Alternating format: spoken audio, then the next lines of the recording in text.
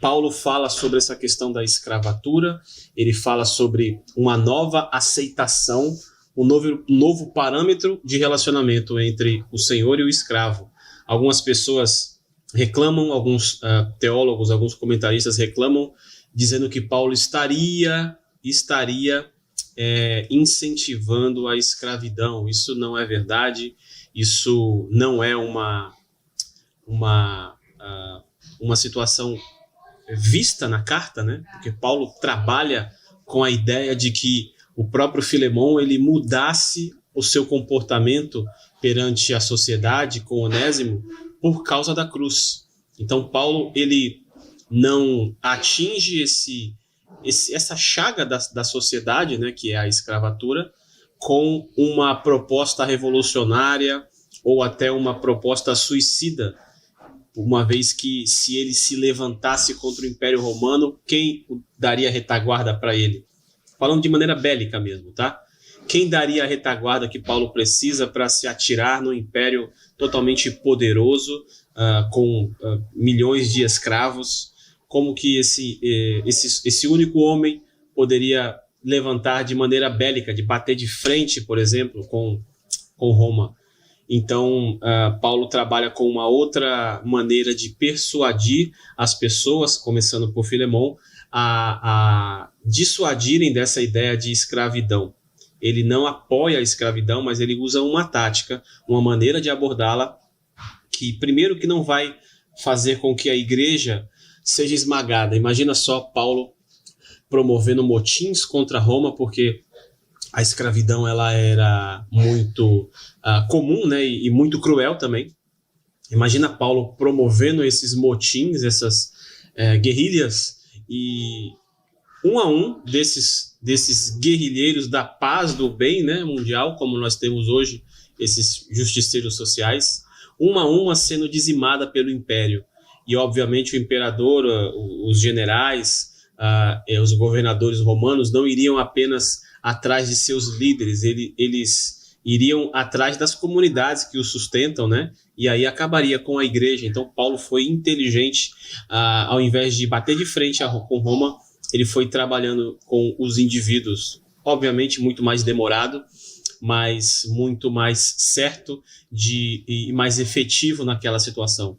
Hoje nós temos a representatividade, né? Pelo menos no papel, nós pessoas, nós instituições, no caso a igreja, podemos votar nos nossos representantes e até protestar contra eles, juntando várias pessoas conosco, e quem sabe eles conseguem nos ouvir para que uma pauta ou outra seja atendida. Mas naquela época Paulo não tinha essa representatividade e o império realmente era cruel contra aqueles que se levantavam contra ele. Tanto é que durante muitos anos o império prevaleceu, e depois de alguns anos, se eu não me engano, o nome dos povos, os chamados bárbaros, são os visigodos, né? Eles conseguem juntar uma força equivalente ao poder bélico de Roma e invadem e destroem Roma, né? Acabam com Roma, e aí a gente tem o chamado início da Era das Trevas, né? A partir da queda do Império Romano, mas ali também foi uma coisa sem propósito. Os visigodos não estavam pregando democracia, não estavam pregando a liberdade, igualdade e fraternidade como os revolucionários malvados da França, mas eles apenas queriam baderna, destruição por si mesmo. Então, enfim, também derrubaram o império vigente, mas não conseguiram colocar uma coisa melhor no lugar. E só com o passar do tempo que a própria igreja, por exemplo, pessoas que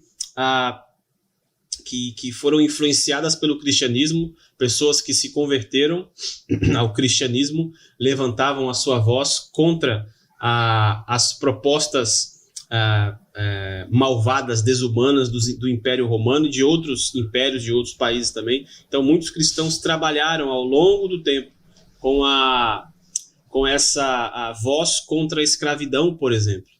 E aí você tem até países onde, depois de muitos anos, claro, já, se não me engano, século XVI, XVII, eu não lembro agora exatamente qual século, um cristão participou no parlamento inglês, o William Wilberforce, e conseguiram acabar com a escravatura no seu país.